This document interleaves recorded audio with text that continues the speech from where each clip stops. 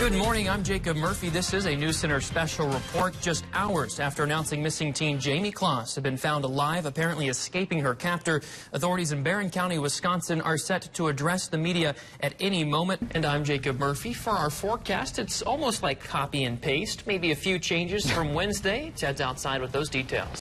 While the chaos that happened here in this neighborhood 2 nights ago is certainly considered violent, it may not be considered deadly. That's the latest from Rochester police. We know right now the perimeter was set up initially at Simpson Road and 45th Street Southeast. This is a bit southeast of town. You're really someone I can look up to and not just literally. Our region's generosity is already on full display as we raise funds to help our friends that are dealing with the aftermath of Hurricane Florence. Their food will make you salivate, their humor will make you roll your eyes. It, of course, is time for Tailgating Tuesdays, another thrilling season upon us. That was a Thai chili meatball slider with lettuce, with bread. Either way, it's phenomenal. I'm Jacob Murphy. Some fabulous colors in that video. The only color we're seeing this morning is white. That's because the snow's still falling at this hour, Ted.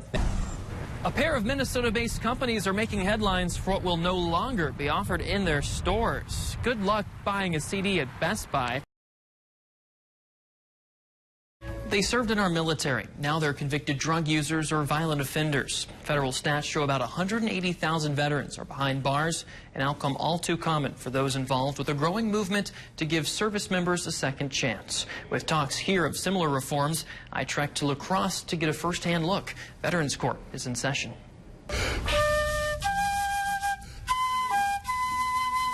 Honoring our veterans with music and prayer. This scene last month in Rochester replicated across the country for Veterans Day.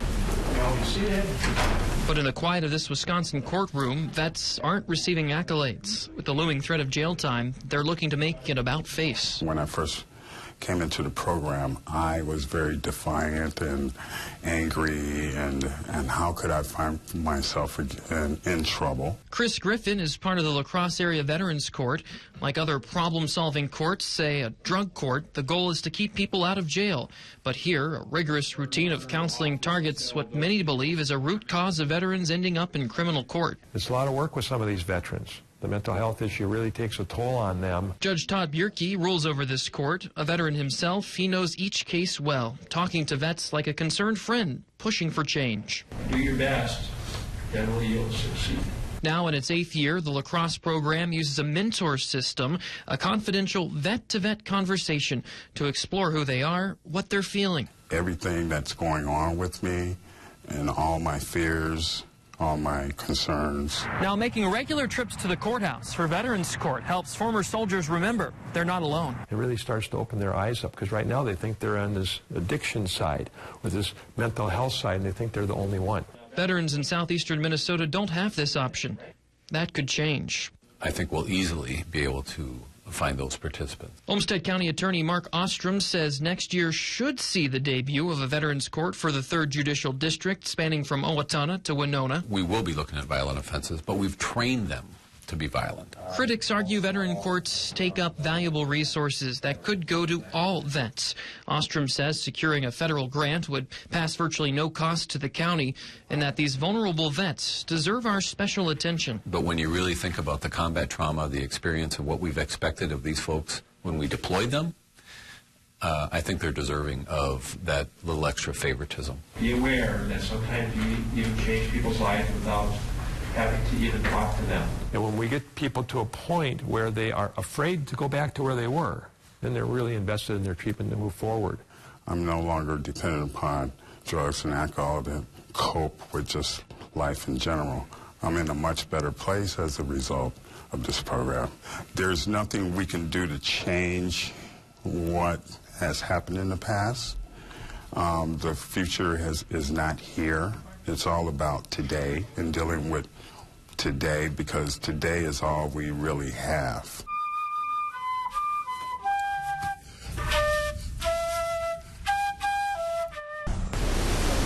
Welcome to 19th Century Frontenac. Many people have fallen in love with Frontenac and its ambiance.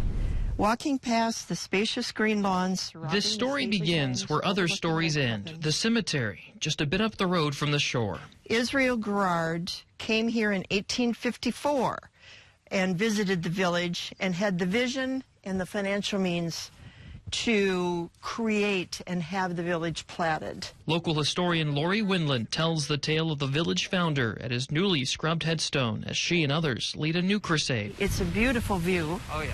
And you can see both upriver and downriver. Now we've moved to Frontenac Point, at one time a landing spot for settlers looking for new opportunity. Great hopes of owning their own land. They had a promise of a lot in the village to build the village. And a village they built, from fur trapping to farming to recreation. It was very large because this is where they spent their time on their rocking chairs. What started as a warehouse transformed into the Lakeside Hotel in 1868, a 3-story lodge with an unbeatable view. Bill Fleece has spent 3 decades transforming the structure as old as Minnesota itself. We held up the 3rd floor.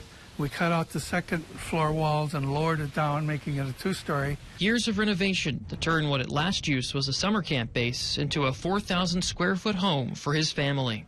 I came to camp here in 1951 and I fell in love with the area.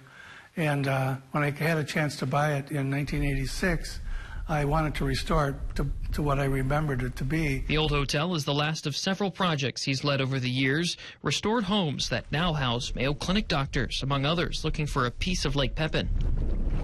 Frontenac, a small village that averaged 140 residents in the 19th century, retains its character with only 280. Our story continues with a quick drive past sparkling white homesteads and beautiful green lawns. Our next destination, Christ Church Episcopal, founded by a Civil War general, it too undergoing a makeover in time for its 150th anniversary this year. Reverend Steve Geen tells me a 7-year fundraising campaign and countless hours of help by parishioners have this church looking angelic. The floor sways. Yeah. So he put blocks underneath them, different blocks for different heights, so that the top of the pews would be all the same level. Every wrinkle of time ironed out in time for the first service in the renovated chapel this weekend. Back at the cemetery, I asked Lori why she fell in love with Old Frontenac and its history. We don't have any retail. We don't have any sidewalks. We walk on gravel roads. We don't have any street lights, so we enjoy dark skies. That love turned into a 5-year research project and the publishing of 2 books this year, records uncovered and a past preserved. I hope that it maintains that ambiance, but it takes work. It's not something that comes easily. It'll take future generations to take an interest in the history, to want to maintain it. For now, this story ends with an invitation. My wish for you, the reader, is that after you have read this book, you will stroll through Frontenac and feel as connected to these pioneers as I do. Enjoy the journey. In Old Frontenac, Jacob Murphey, KTTC News Center.